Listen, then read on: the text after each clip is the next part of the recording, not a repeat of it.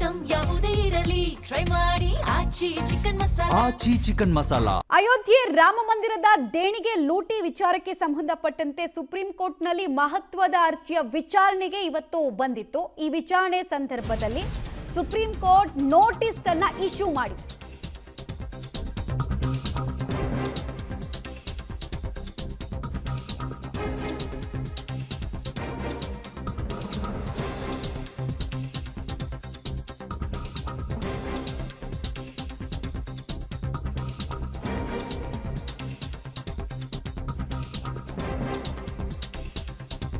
ನೋಡಿ, ಕೇಂದ್ರ ಯುಪಿ ಸರ್ಕಾರ ಹಾಗೂ ರಾಮ ಮಂದಿರ ಟ್ರಸ್ಟ್ಗೆ ನೋಟಿಸ್ ಅನ್ನ ಜಾರಿ ಮಾಡಿದೆ ಸುಪ್ರೀಂ ಕೋರ್ಟ್. ಆ ಮೂಲಕ ಗಂಭೀರವಾಗಿ ಪ್ರಕರಣವನ್ನ ನಾವು ನೋಡ್ತಾ ಇದ್ದೀವಿ ಅನ್ನೋದನ್ನ ಮೌಖಿಕವಾಗಿ ಸೂಚನೆ ಕೊಟ್ಟಂಗಿದೆ.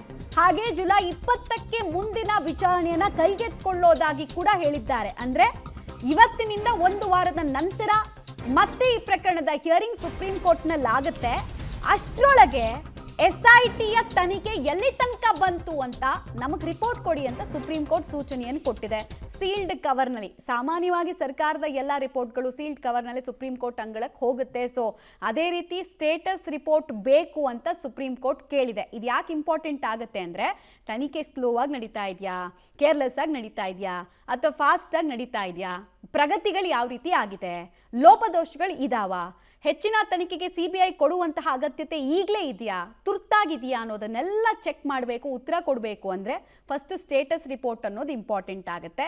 ಬಟ್ ಇಂಟ್ರೆಸ್ಟಿಂಗ್ಲಿ ರಾಮ ಮಂದಿರ ಟ್ರಸ್ಟ್ಗೂ ಕೂಡ ಇಲ್ಲಿ ನೋಟಿಸ್ ಇಶ್ಯೂ ಆಗಿರೋದು, ಆಮೇಲೆ ಕೇಂದ್ರ ಸರ್ಕಾರಕ್ಕೂ ಕೂಡ ನೋಟಿಸ್ ಇಶ್ಯೂ ಆಗಿರೋದು ಸುಪ್ರೀಂ ಕೋರ್ಟ್ ಈ ಪ್ರಕರಣವನ್ನು ಎಷ್ಟು ಗಂಭೀರವಾಗಿ ತೆಗೆದುಕೊಂಡಿದೆ ಅನ್ನೋದಕ್ಕೆ ಉದಾಹರಣೆ. ರಾಮ ಮಂದಿರ ಟ್ರಸ್ಟ್ಗೆ ನೋಟಿಸ್ ಅನ್ನ ಕೊಟ್ಟಿರೋದ್ರ ಬಗ್ಗೆ ಈಗಷ್ಟೇ ನಾವು ಹೇಳ್ತಾ ಇದ್ವಿ. ಯಾವುದೇ ದೊಡ್ಡ ಹಣಕಾಸು ವಹಿವಾಟು ನಡೆಸದಂತೆ ಸುಪ್ರೀಂ ಕೋರ್ಟ್ ಸೂಚನೆಯನ್ನ ಕೊಟ್ಟಿದೆ. CCTV ದೃಶ್ಯ ಹಾಳಾಗುವ ಆತಂಕವನ್ನ ಕೂಡ ವ್ಯಕ್ತಪಡಿಸಲಾಗ್ತಾ ಇದೆ. CBI ಮಧ್ಯಪ್ರವೇಶವನ್ನ ಅರ್ಜಿದಾರರು ಕೋರಿದ್ದಾರೆ. ಆಗ ಸುಪ್ರೀಂ ಕೋರ್ಟ್ ಫಸ್ಟ್ ವರದಿ ಕೇಳಿದೀವಲ್ಲ, ವರದಿ ಸಲ್ಲಿಕೆ ಆಗಲಿ, ಆಮೇಲೆ ಇದರ ಅಗತ್ಯತೆ ಇದೆಯಾ ಇಲ್ವಾ ಅನ್ನೋದನ್ನು ಡಿಸೈಡ್ ಮಾಡೋಣ, ಫಸ್ಟು ಇನ್ವೆಸ್ಟಿಗೇಷನ್ನ ಸ್ಟೇಟಸ್ ರಿಪೋರ್ಟನ್ನು ಪಡೆದುಕೊಳ್ಳೋಣ ಅಂತ ಅಭಿಪ್ರಾಯವನ್ನ ವ್ಯಕ್ತಪಡಿಸಿದೆ. ಯಾಕಂದರೆ ದೊಡ್ಡವರ ಪ್ರಭಾವ ಜಾಸ್ತಿ ಇದೆ. ಆಲ್ರೆಡಿ ಆಯಾ ಕಟ್ಟಿನ ಹುದ್ದೆಯಲ್ಲಿ ತಮಗೆ ಬೇಕಾದವರನ್ನ ನೇಮಕ ಕೂಡ ಷಡ್ಯಂತ್ರ ಮಾಡಿದವರು, ನಂಬಿಕೆ ದ್ರೋಹ ಮಾಡಿದವರು, ದೇವರ ದುಡ್ಡಲ್ಲಿ ಜಾತ್ರೆ ಮಾಡಿದವರು ಮಾಡಿದ್ದಾರೆ ಅನ್ನೋ ಆತಂಕ ಕೂಡ ಇದೇ ವೇಳೆ ವ್ಯಕ್ತವಾಯಿತು. ಸಹಜವಾಗಿ ಇದು ಕೇಂದ್ರ ಸರ್ಕಾರ ಮತ್ತು ಸ್ಟೇಟ್ ಗವರ್ನಮೆಂಟ್ಗೂ ಕೂಡ ಮುಜುಗರದ ವಿಚಾರ. ಬಿಕಾಸ್ ಒಂದು SIT ರಚನೆಯಾಗಿ ತನಿಖೆ ನಡೀತಾ ಇರಬೇಕಾದ್ರೆ ಇವ್ರು ಬೇಡ ಇವ್ರು ಕೊಡಿ ತನಿಖೆ ಅಂತ ಹೇಳಿ ಅರ್ಜಿ ಸಲ್ಲಿಕೆ ಆಗುತ್ತೆ ಅಂದರೆ ಅದನ್ನು ಅಷ್ಟು ಸುಮ್ಮನೆ ಕೂಡ ನಿಂತ್ಕೊಂಡು ನೋಡಲ್ಲ. ಯೂಶಲಿ ಸಾಲಿಸಿಟರ್ ಜನರಲ್ ಇರ್ತಾರಲ್ಲ, ಅವರ ಆಕ್ಷೇಪವನ್ನು ವ್ಯಕ್ತಪಡಿಸಿರೋ ಸಾಧ್ಯತೆ ಇದೆ. ಮಾಹಿತಿ ತಿಳ್ಕೊಳ್ಳೋಣ ನಾವು. ಸದ್ಯಕ್ಕೆ ರಾಮ ಮಂದಿರ ಕೇಸ್ನಲ್ಲಿ ನಾವು ನೋಡಿದ್ವಿ 2 ಕೋಟಿಯ ಹಗರಣ ಅಂತ ಹೇಳಲಾಗ್ತಾ ಇತ್ತು. ಬಟ್ ಈಗ ಸಾವಿರಾರು ಕೋಟಿ ಅಂತಿದ್ದಾರೆ. ಡೀಟೇಲ್ಸ್ ಕೊಡ್ತಾರೆ ಶಬೀರ್ ನೇರ ಸಂಪರ್ಕದಲ್ಲಿ. ಶಬೀರ್, ಸ್ಟೇಟಸ್ ರಿಪೋರ್ಟ್ ಅನ್ನು ಅಲ್ಲಿಗೆ ಸುಪ್ರೀಂ ಕೋರ್ಟ್ ಕೇಳಿದೆ. ಯಾವಾಗ ಒಳಗೆ ಸ್ಟೇಟಸ್ ರಿಪೋರ್ಟ್ ಅನ್ನು ಕೊಡಬೇಕು ಅಂತ ಏನಾದರೂ ಟೈಮ್ ಲೈನ್ ಫಿಕ್ಸ್ ಮಾಡಿದಾರಾ, ಅಥವಾ ಮುಂದಿನ ಹಿಯರಿಂಗ್ಗೆ ಆ ಡೆವಲಪ್ಮೆಂಟ್ ಆಗುತ್ತಾ? ಮಮತಾ, ನೋಡಿ, ಈ ರಾಮ ಮಂದಿರದಲ್ಲಿ ಹುಂಡಿ ಕಳ್ಳತನ ಪ್ರಕರಣಕ್ಕೆ ಸಂಬಂಧಪಟ್ಟಂತೆ CBI ತನಿಖೆ ಆಗಬೇಕು ಅನ್ನುವಂಥ ನಿಟ್ಟಿನಲ್ಲಿ ಒಂದು PIL ಅನ್ನು ಸಲ್ಲಿಕೆ ಮಾಡಲಾಗಿತ್ತು. ಯಾಕೆಂದರೆ ರಾಮ ಮಂದಿರದ ಹುಂಡಿ ಕಳ್ಳತನ ಪ್ರಕರಣದಲ್ಲಿ ಸಾಕಷ್ಟು ಪ್ರಭಾವಿಗಳಿರುವಂಥ ಸಾಧ್ಯತೆಗಳ ಹಿನ್ನೆಲೆಯಲ್ಲಿ ಸಾಕ್ಷ್ಯಗಳ ನಾಶಗಳಾಗುವಂಥ ಸಾಧ್ಯತೆಗಳಿದ್ದಾವೆ. ಮುಖ್ಯವಾಗಿ CCTV ಸೇರಿದಂತೆ ಪ್ರಮುಖ ಸಾಕ್ಷ್ಯಗಳ ನಾಶ ಆಗ್ಬೋದು.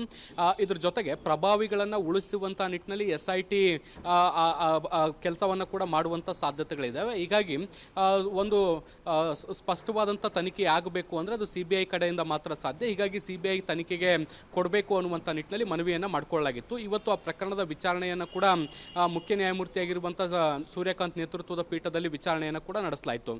ವಿಚಾರಣೆಯ ಸಂದರ್ಭದಲ್ಲಿ ಪ್ರಕರಣವನ್ನು ಗಂಭೀರವಾಗಿ ತೆಗೆದುಕೊಂಡಿರುವಂಥದ್ರ ಬಗ್ಗೆ ಕೂಡ ಸುಪ್ರೀಂ ಕೋರ್ಟ್ ಸುಳಿವನ್ನು ಕೊಟ್ಟಿರುವಂಥದ್ದು. ಮುಖ್ಯವಾಗಿ ಉತ್ತರ ಪ್ರದೇಶದ ಸರ್ಕಾರ, ಕೇಂದ್ರ ಸರ್ಕಾರ ಮತ್ತು ಏನು SITಗೂ ಕೂಡ ಒಂದು ನೋಟಿಸನ್ನು ಇಶ್ಯೂ ಮಾಡಲಾಗಿರುವಂಥದ್ದು. ಇದರಲ್ಲಿ ಮುಂದಿನ ಒಂದು ವಾರದಲ್ಲಿ ಈ ಒಂದು ಮಾಹಿತಿಯನ್ನು ಕೊಡಬೇಕು ಅನ್ನುವಂಥ ನಿಟ್ಟಿನಲ್ಲಿ ಈಗ ಸೂಚನೆಯನ್ನು ಕೂಡ ಕೊಟ್ಟಿರುವಂಥದ್ದು. ಅಂದರೆ ಈವರೆಗೂ ಕೂಡ SIT ಏನೆಲ್ಲ ತನಿಖೆಯನ್ನು ಮಾಡಿದೆ, ಯಾರೆಲ್ಲ ಆರೋಪಿಗಳನ್ನು ಬಂಧಿಸಲಾಗಿದೆ, ಮತ್ತು ಯಾವ ರೀತಿಯಾದಂಥ ಸಾಕ್ಷ್ಯಾಧಾರಗಳನ್ನು ಸಂಗ್ರಹಿಸಲಾಗಿದೆ, ಮತ್ತು ಪ್ರಕರಣ ಎಲ್ಲಿಗೆ ಬಂದಿದೆ, ಯಾವ ಹಂತದ ತನಿಖೆಗೆ ಬಂದಿದೆ ಅನ್ನುವಂಥದ್ದಕ್ಕೆ ಸಂಬಂಧಪಟ್ಟಂತೆ ಸಂಪೂರ್ಣವಾದಂತಹ ಮಾಹಿತಿಯನ್ನು ಕೊಡಬೇಕು ಅನ್ನುವಂಥ ನಿಟ್ಟಿನಲ್ಲಿ ಸೂಚನೆಯನ್ನು ಕೂಡ ಕೊಟ್ಟಿರುವಂಥದ್ದು. ಸೊ ಹೀಗಾಗಿ ಮುಂದಿನ ಸೋಮವಾರ ವಿಚಾರಣೆಗೆ ದಿನಾಂಕವನ್ನು ನಿಗದಿ ಮಾಡಿರುವಂಥ ಹಿನ್ನೆಲೆಯಲ್ಲಿ ಈ ಒಂದು ವಾರದ ಅವಧಿಯಲ್ಲಿ ಸಂಪೂರ್ಣವಾದಂಥ ವರದಿಯನ್ನು ಸುಪ್ರೀಂ ಕೋರ್ಟ್ಗೆ ಸಲ್ಲಿಸಬೇಕಾಗುತ್ತೆ. ಇನ್ನು ಕೇಂದ್ರ ಸರ್ಕಾರಕ್ಕೆ ನೋಟಿಸ್ ಕೊಟ್ಟಿರುವಂತದ್ರ ವಿಚಾರ ಏನು ಅಂದ್ರೆ ಸಿಬಿಐ ತನಿಖೆಗೆ ಈ ಪ್ರಕರಣ ಅರ್ಹವಾಗಿದೆಯಾ ಇಲ್ವಾ, ಕೇಂದ್ರ ಸರ್ಕಾರ ಇದಕ್ಕೆ ಸಂಬಂಧಪಟ್ಟಂತೆ ಏನ್ ಹೇಳುತ್ತೆ ಅನ್ನುವಂತ ಅಭಿಪ್ರಾಯವನ್ನ ಕೂಡ ಕೇಳಿರುವಂತದ್ದು. ಬಹುತೇಕ ಮುಂದಿನ ವಿಚಾರಣೆಯಲ್ಲಿ ಸಿಬಿಐ ತನಿಖೆಗೆ ಕೊಡೋ ವಿಚಾರಕ್ಕೆ ಸಂಬಂಧಪಟ್ಟಂತೆ ಒಂದು ಅಂತಿಮ ನಿರ್ಧಾರವನ್ನ ಸುಪ್ರೀಂ ಕೋರ್ಟ್ ತೆಗೆದುಕೊಳ್ಬಹುದು. ಮಮತಾ.